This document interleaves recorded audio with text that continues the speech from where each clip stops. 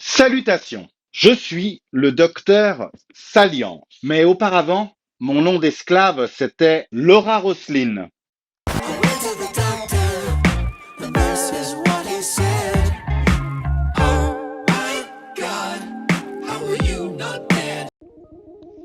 Aujourd'hui, nous allons aborder un comics intitulé Joker, l'homme qui rit, qui arbore une couverture absolument infecte, écrit par Ed Brubaker et dessiné par Doug Mahnke. Ce comics est initialement paru en 2005 aux États-Unis, mais publié en France chez Urban Comics en 2020. C'est un recueil en fait. Il y a deux histoires dans ce livre. Celle dont nous allons parler aujourd'hui et une autre que je n'ai pas lue qui appartient au run Gotham Central parce que je me réserve la découverte de Gotham Central pour plus tard.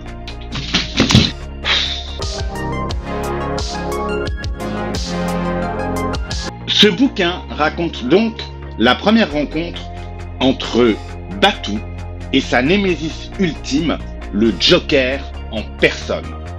L'histoire se déroule juste après les événements de Batman Year One et suit l'émergence du Joker en tant que star du crime de Gotham.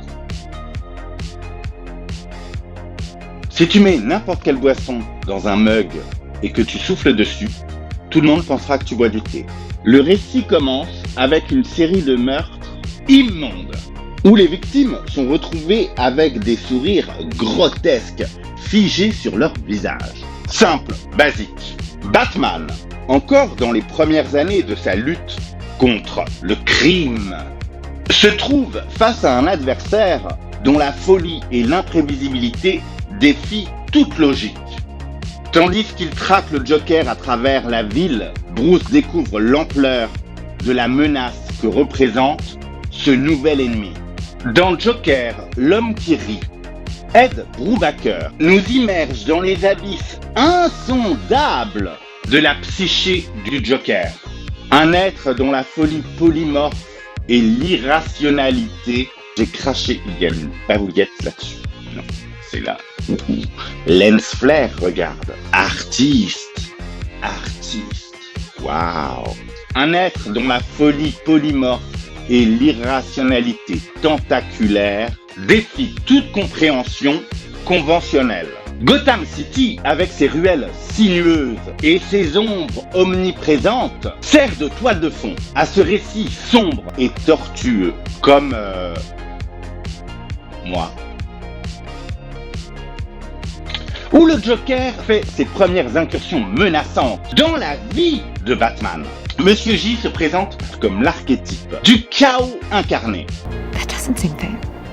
Un virtuose du mal qui orchestre une symphonie cacophonique de terreur et de destruction. Son esprit est un pandémonium de contradictions, oscillant entre une jovialité macabre et une cruauté insensée. C'est un personnage dont l'âme labyrinthique et fragmentée échappe à toute logique et à toute morale.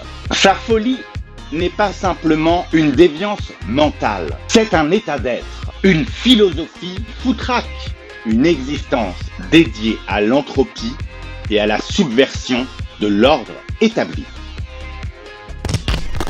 So let me tell you about my little secret.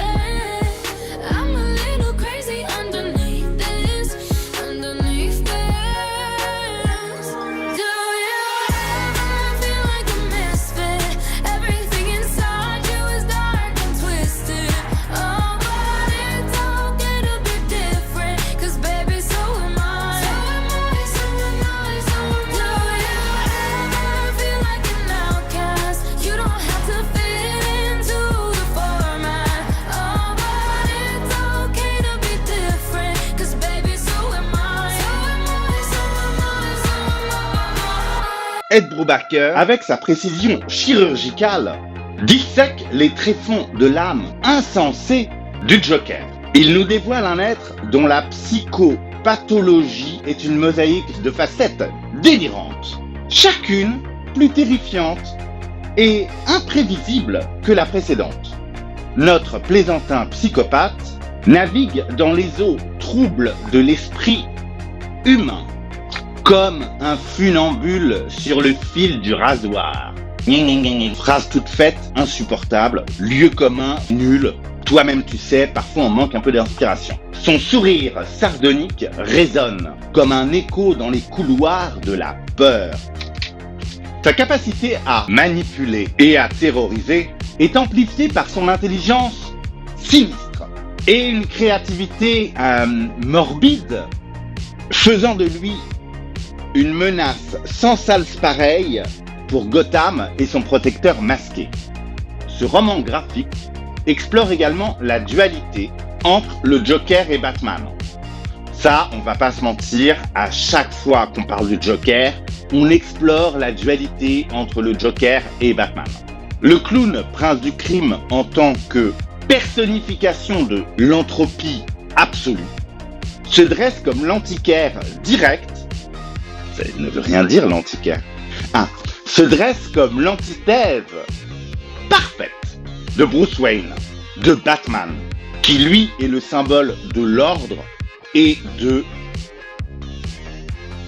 la justice. Leur confrontation est une danse macabre, une lutte titanesque, où chaque coup échangé est une exploration plus profonde des ténèbres.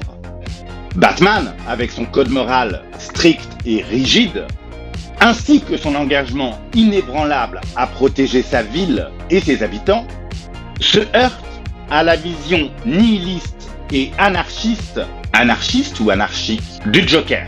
Cette dichotomie crée une tension palpable.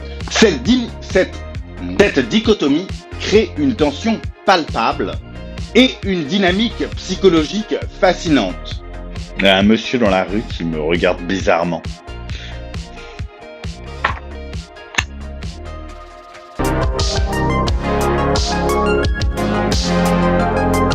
Doug Mahnke, dans L'homme qui rit, déploie un style graphique à la fois ancré dans une obscurité omniprésente et nonobstant saturé de détails minutieux. Son Joker, avec ses traits grotesques et son sourire vertigineusement outrancier, oscille entre le caricatural et le morbide, incarnant une folie manifeste. Les décors urbains, souvent noyés dans de lourdes ombres, ajoutent une couche d'oppression à l'ensemble. Pourtant, malgré cette atmosphère soigneusement construite, l'art de Mahnke ne transcende pas complètement cette histoire. Son intervention, bien qu'adéquate, manque à mon avis de ce coup de folie visuel ou de cette innovation stylistique qui aurait pu marquer durablement mon imaginaire. En somme, son travail est efficace, mais sans véritable éclat mémorable, restant dans une zone de confort graphique certaine. Tu vois, c'est pas moche, hein. C'est juste pas... Moi, ça m'a pas... Voilà. C'est tout. C'est tout. Tu vois, je n'ai pas complètement adhéré à ce dessin, je n'en ai pas écrit grand-chose.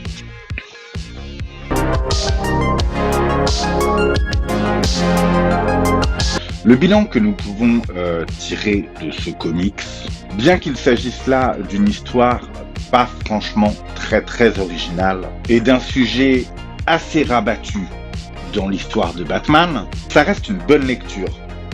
Dans les avantages qu'on peut aussi noter, le fait que ce soit complètement 100% hyper accessible, si tu n'as rien lu d'autre concernant Batman, tu peux t'attaquer directement à Joker, l'homme qui rit. Voilà. Point bonus. Est-ce que tu as trouvé d'où était tiré mon nom d'esclave de cette semaine? Pour rappel, c'était Laura Roslin. Si oui, je te laisse mettre ta proposition en commentaire. Sinon, je te laisse inventer n'importe quoi d'autre en commentaire. Du coup, on se retrouve la semaine prochaine pour parler d'une nouvelle lecture. Et surtout, n'oublie pas de t'abonner à ma chaîne pour sauver des bébés phoques. Ou pas. Ou juste pour me faire plaisir. Du coup, est-ce que tu as envie de me connaître ou pas? Est-ce que tu as envie de me connaître ou pas, du coup?